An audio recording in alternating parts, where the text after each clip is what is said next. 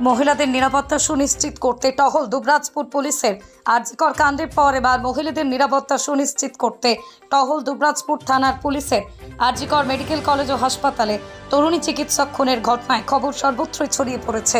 বাড়ির বাইরে বেরোতে মহিলারা ভয় পাচ্ছেন, তাই বীরভূম জেলা পুলিশ ও দুবরাজপুর থানার পক্ষ থেকে মহিলাদের নিরাপত্তা সুনিশ্চিত করতে দুবরাজপুরের পাহাড়েশ্বরের মামা ভাগ্নে পাহাড় পার্ক, দুবরাজপুর বাজার সহ একাধিক জায়গায় টহল দেয়।